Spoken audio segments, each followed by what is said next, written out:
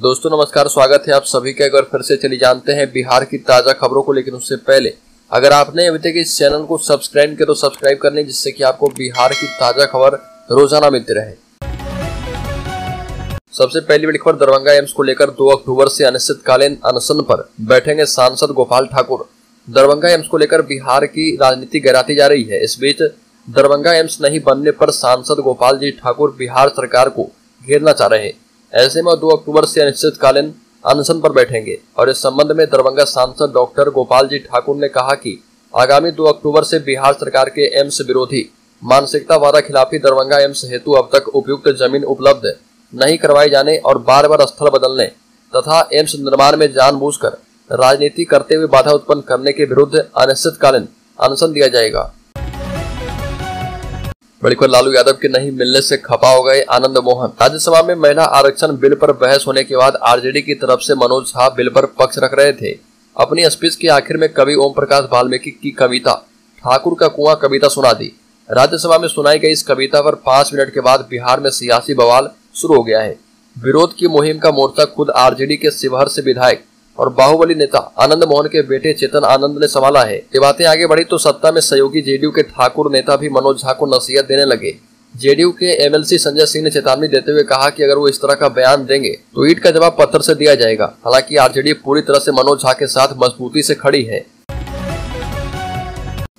तलाक मामले में कोर्ट पहुंचे भोजपुरी स्टार पवन सिंह। बेकाबू भीड़ पर पुलिस ने बरसाई लाठियां। बिहार के आरा में भोजपुरी सुपरस्टार पवन सिंह अपने तलाक के मामले को लेकर आरा के सिविल कोर्ट में हाजिर हुए। जैसे ही खबर उनके फैंस को मिली, हजारों की संख्या में लोग उनकी एक झलक देखने के लिए पहुंच गए, जिससे कोर्ट में अफरा तफरी का माहौल मच गया। बताया जा रहा कि फैमिली कोर्ट की जज श्वेता सिंह के सामने दोनों पति पत्नी के बीच आपसी सुलह समझौता के लिए करीब 1.5 घंटे तक काउंसलिंग की गई और फिर भी दोनों के बीच बात नहीं बन पाई। पवन सिंह अपनी पत्नी ज्योति सिंह से तलाक लेने पर अड़े रहे।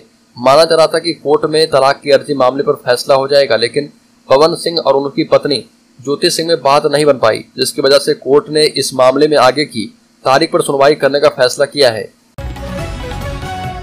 बड़ी खबर, आरजेडी ने दिया मनोज झा का साथ। शिवानंद तिवारी ने कहा कि चेतन आनंद अभी बच्चा है, उसको समझ नहीं है। आरजेडी के वरिष्ठ नेता शिवानंद तिवारी ने कहा कि चेतन आनंद को समझ नहीं है, वह बच्चा है। मनोज झा के भाषण को हमने भी सुना है। जिस कविता का पाठ मनोज झा ने किया, हम उसके प्रशंसक हैं। मेरे मोबाइल में डाउनलोड भी है। शिवानंद तिवारी एक चैनल से बात कर रहे थे। शिवानंद तिवारी ने कहा कि कविता में दर्द है और यही आरजेडी की लाइन भी है। हमारा कुछ नहीं है धरती पर, जो कुछ है ठाकुर का है, या जो ठाकुर का है प्रतीक है। मनोज झा ने यह भी कहा कि मेरे अंदर भी ठाकुर है, मतलब कि जो सामंती भाव है ऊंची जातियों में, चाहे राजपूत हो, भूमियार हो, बनिया हो, ब्राह्मण हो, उसके बारे में ये कहा जा रहा।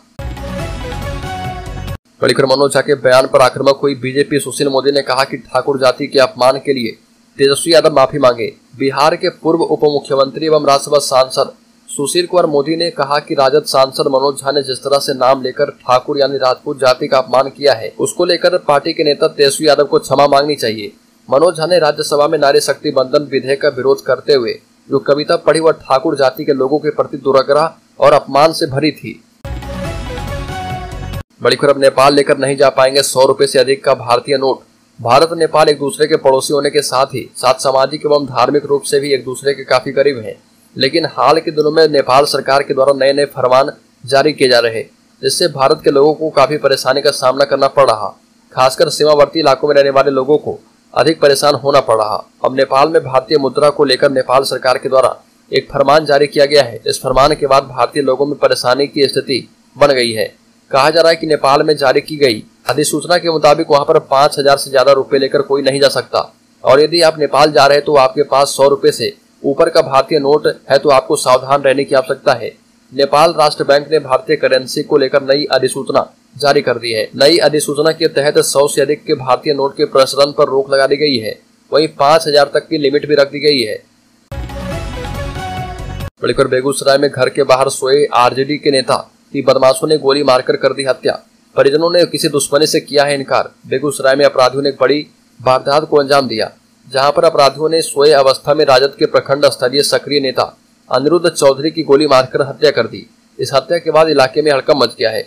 घटना बलिया थाना क्षेत्र के मसूदनपुर दियारा का है। मृतक व्यक्ति की पहचान मसूदनपुर दियारा के रहने वाले अनिरुद्ध चौधरी के रूप में की गई है। बताया जा रहा है कि अनिरुद्ध घर के सामने खाना खाने के बाद सोया था तभी अपराधियों ने सोए अवस्था में गोली मार दी।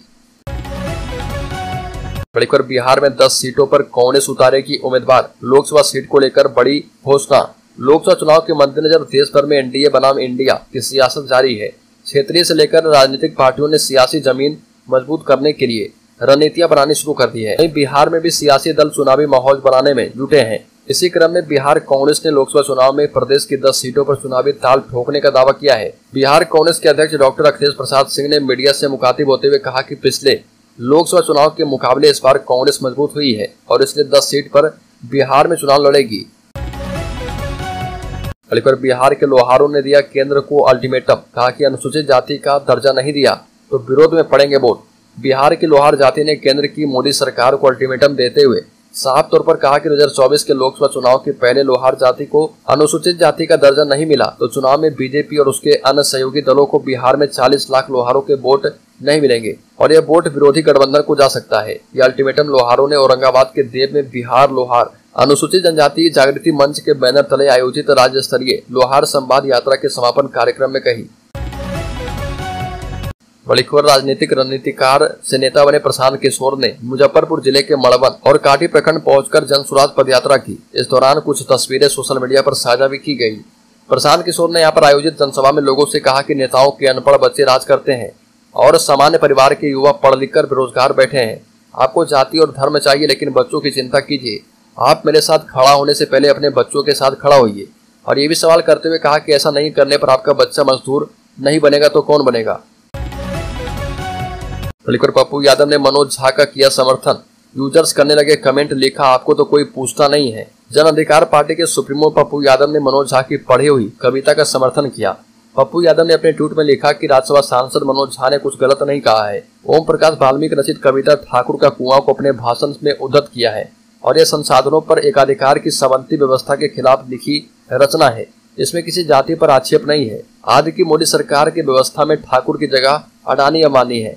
उड़ता तीर लेकर इसे जातिगत अस्मिता से जोड़ना पूरी तरह से अनुचित है।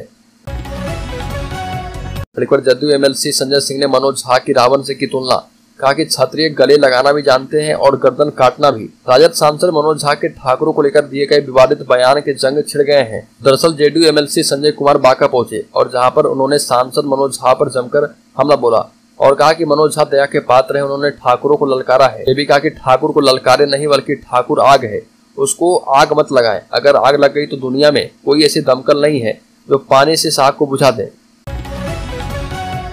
बिहार के नियोजित शिक्षकों को राज्य कर्मी का दर्जा देने के खिलाफ के पाठक पहुंचे सुप्रीम कोर्ट। सरकार की मंशा पर सवाल। प्रदेश के लगभग 4.5 लाख नियोजित शिक्षकों की लंबे समय से मांग रही है कि उन्हें सरकार बिना शर्त राज्य कर्मी का दर्जा दे। इसी बीच शिक्षा विभाग के अपर मुख्य सचिव के पाठक नियोजित शिक्षकों को राज्य कर्मी का दर्जा देने के खिलाफ सुप्रीम कोर्ट पहुंच गए हैं। एक तरफ बिहार के नियोजित शिक्षकों को राज्य कर्मी का दर्जा देने को लेकर नीतीश कुमार ने गंभीरता दिखाई है, वहीं दूसरी तरफ शिक्षा विभाग के अपर मुख्य सचिव के पाठक इसके खिलाफ देश की सबसे बड़ी कोर्ट का रुख किया है। ऐसे में अब तमाम नियोजित शिक्षक असमंजस में हैं कि आखिर सरकार की मंशा क्या है। सुबह सुबह नीतीश कुमार से मिलने पहुंचे लालू यादव। लगभग आधे घंटे तक चली दोनों की मुलाकात। बिहार की राजनीति से सुबह सुबह बड़ी खबर आ रही है। राजद सुप्रीमो लालू यादव एक अन्य मार्ग मुख्यमंत्री नीतीश कुमार से मुलाकात करने पहुंचे, जहां पर बताया जा रहा है कि दोनों नेताओं के बीच लगभग 20 मिनट तक ये मुलाकात हुई है और सूत्र बता रहे हैं कि चर्चा सीटों को लेकर हुई है। लोकसभा चुनाव को लेकर इंडिया गठबंधन में जिस तरीके से सीट बंटवारे को लेकर चर्चा चल रही है, वो लालू यादव और नीतीश कुमार की मुलाकात हुई है। राज्य में कुआं बनवाने के लिए सरकार देगी 80% अनुदान। किसानों की फसल की सिंचाई की सुविधा उसके लिए सरकार की ओर से प्रयास किए जा रहे।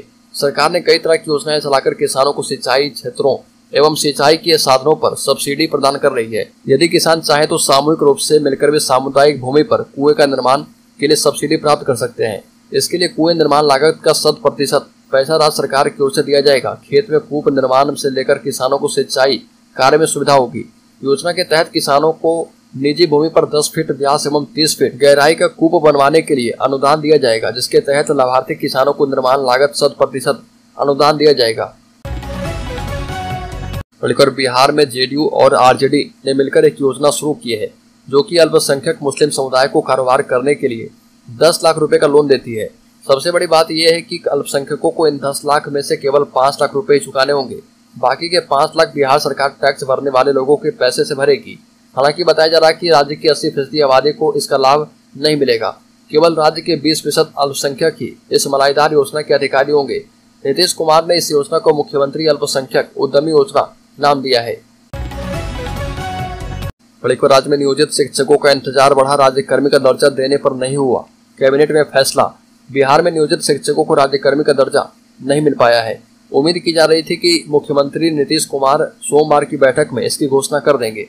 मुख्यमंत्री ने इसी साल स्वतंत्रता दिवस के अवसर पर पटना के गांधी मैदान में इस बात के संकेत दिए थे कि आने वाले समय में शिक्षकों को राज्यकर्मी का दर्जा दिया जाएगा। वैसे भी पिछले कई सालों से नियोजित शिक्षक मांग कर रहे। बिहार में साल 2003 में मैट्रिक और इंटरमीडिएट में प्राप्त अंकों के आधार पर इनको सरकारी स्कूलों में शिक्षा मित्र के तौर पर रखा गया था। उस वक्त इनको प्रतिमाह 1500 रुपए मिलते थे और जब नीतीश कुमार मुख्यमंत्री बने तो 2006 में इनको नियोजित शिक्षक का दर्जा मिल गया। दरअसल अपनी मांग को लेकर नियोजित शिक्षक संघ लगातार आंदोलन कर रहा और ऐलान किया है कि अगर सरकार जल्द इस पर फैसला नहीं करेगी तो लोग गांधी जयंती यानी 2 अक्टूबर को सामूहिक उपवास करेंगे।